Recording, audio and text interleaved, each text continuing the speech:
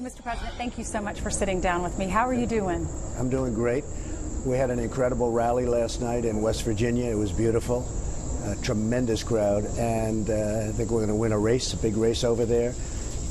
And I guess you could say that our numbers in winning, whether it's for the Senate or for Congress or for governor, has been very good. How is our country's First Lady doing, and how are your children? She's doing great. She's a terrific woman. She goes through a lot with all this publicity, but she's a terrific woman. She's doing great. How do you handle all of that? Well, it's part of my life. I guess my whole life has been this way. Somebody said, oh, gee, this is always such controversy. And I don't know, I've always had controversy in my life, and I've always succeeded. I've always won. I've always won. It was controversial when I ran, and I won. And now the country is doing better than it's ever done. You know, we have the best economy we've ever had in the history of our country. And more jobs today, literally today, we have more jobs, more people working in the United States than ever before in the history of our country. Black unemployment, Asian unemployment, women unemployment, Hispanic unemployment, historic lows. It's been an amazing thing. And, you know, unfortunately, the media never covers that. They don't like to cover that kind of thing. They like to cover nonsense. Right. But it's one of those things. Well, speaking of yesterday, huge news day. There's a lot breaking today as well. Michael Cohen, tell me about your relationship with him. Well, he was a lawyer for me for one of many. You know, they always say the lawyer, and then they like to add the fixer. Well, I don't know if there's a fixer. I don't know where that term came from, but he's been a lawyer for me, didn't do big deals, did small deals, not somebody that was with me that much. You know, they make it sound like I didn't live without him. I understood Michael Cohen very well. Well, it turned out he wasn't a very good lawyer, frankly, but he was somebody that was probably with me for about 10 years. And I would see him sometimes, but when I had deals and big deals, I had outside lawyers, and I have a lot of inside lawyers too, in addition to Michael. I always found him to be a nice guy. He said one story, said you didn't know anything about the payments. No. And now he's saying that you directed him to make these payments. Did you direct him to make these payments? He made the deal. He made the deals. And by the way, he pled to 2 counts that aren't a crime, which nobody understands. I watched a number of shows. Sometimes you get some pretty good information by watching shows. Those 2 counts aren't even a crime. They weren't campaign finance. Did you know about the payments? Later on I knew, later on. But you have to understand, Ainsley, what he did, and they weren't taken out of campaign finance. That's a big thing. That's a much bigger thing. Did they come out of the campaign? They didn't come out of the campaign. They came from me, and I tweeted about it. You know, I don't know if you know, but I tweeted about the payments, but they didn't come out of campaign. In fact, my first question when I heard about it was, did they come out of the campaign? Because that could be a little dicey. And they didn't come out of the campaign, and that's big. But they weren't. It's not even a campaign violation. If you look at President Obama, he had a massive campaign violation, but he had a different attorney general, and they viewed it a lot differently. You know, we have somebody that they seem to like to go after a lot of Republicans. But he settled his very easily. In fact, I put that out fairly recently. So Obama had it. Other people have it. Almost everybody that runs for office has campaign violations. But what Michael Cohen pled to weren't even campaign related. They weren't crimes. Why is he doing this? Because Why, your attorney? Because he made a great deal. Because he was in another business totally unrelated to me, where I guess there was fraud involved and loans and taxi cabs and all sorts of things. Nothing to do with me, because he had an outside business. He worked for me. You could really say it was more or less part-time. He had other businesses. He had other clients. I'm not his only client. And Michael Cohen had, I guess, a taxi business, and somebody reported him for some things in his taxi business, and that's how this started. And they put the 2 counts of campaign violations in there, but a lot of lawyers on television, and also lawyers that I have, say that they're not even crimes. If you're saying the payments, if they're not illegal, then why would he use that information for a plea deal? Because he makes a better deal when he uses me, like everybody else. And one of the reasons I respect Paul Manafort so much is he went through that trial. You know, they make up stories. People make up stories. This whole thing about flipping, they call it. I know all about flipping. For 30, 40 years I've been watching flippers Everything's wonderful, and then they get 10 years in jail, and they flip on whoever the next highest one is, or as high as you can go.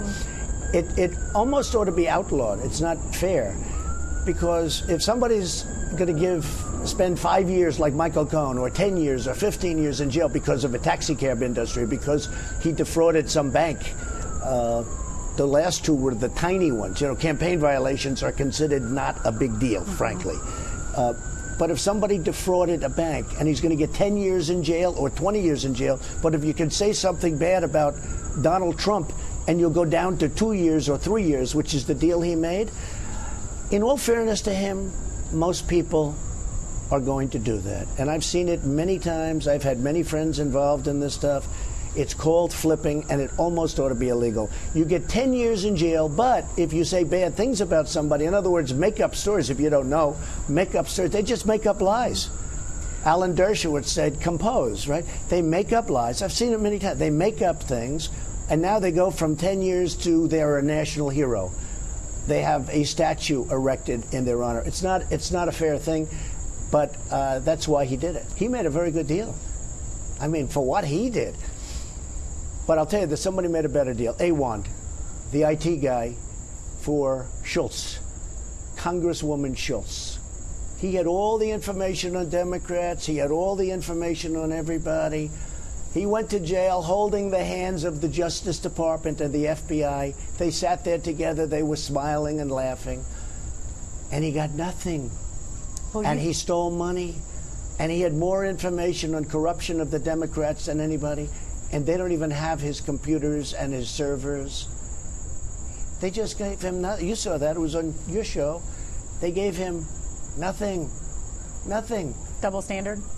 Double standard. I mean, he was worse than anybody, in my opinion. He got nothing. He's a Democrat. He got nothing.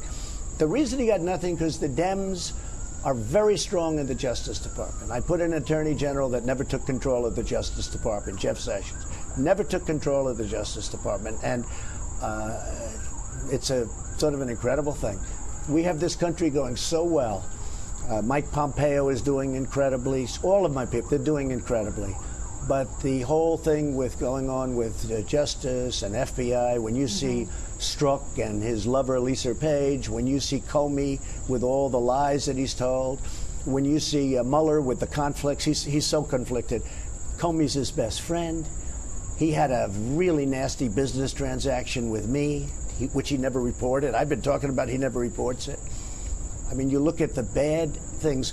He wanted the FBI job that Christopher Wray has. Now, Christopher Wray was recommended by Rosenstein. The FBI, I'll tell you what, if you took a poll in the FBI, I guarantee you one thing, I'd do very well. Are you considering pardoning Paul Manafort? I have great respect for what he's done in terms of what he's gone through. You know, he worked for Ronald Reagan for years. He worked for Bob Dole.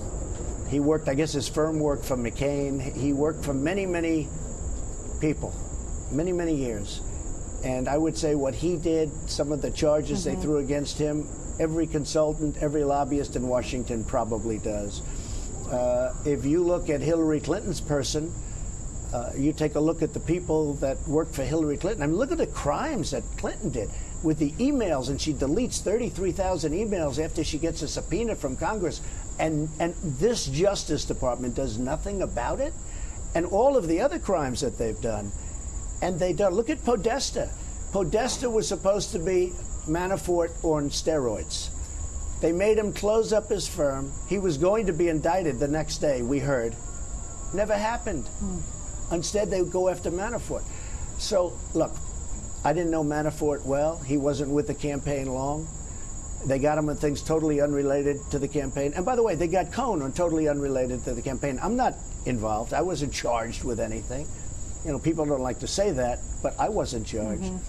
But when you look at the corruption on the other side, and they refuse to look at anything. When you don't look at Strzok, where he said basically we're going to take out the president, the insurance policy and everything else. You look at Lisa Page, the two lovers, back and forth with these horrible texts. You look at the kind of talk going on about, it's really subversion. And our Justice Department doesn't do anything about it. People would say, oh, but you appointed Jeff Sessions. I said, I did. But I really feel as long as this is going out, I don't have to do this, but I will stay uninvolved, and maybe that's the best thing to do. Mr. President, a lot of people are frustrated. A lot of your supporters are frustrated with the DOJ, with Jeff Sessions. There are rumors that you're going to fire him after the midterms and Rosenstein. They also want these documents. They're wondering if you will use your power to get these documents released. At the right time, I think I'm going to have to do the documents. I didn't want to, but I think I'm going to have to. There's such corruption. Before I got here, it's from before I got here. It's the Obama administration. And you look at what happened. They surveilled my campaign. It's very simple. The Pfizer report, the phony fake. Rosenstein signed the last Pfizer report. It bothers me. It's always bothered me. Will you fire him? Will you fire Sessions? Well, I'll tell you what.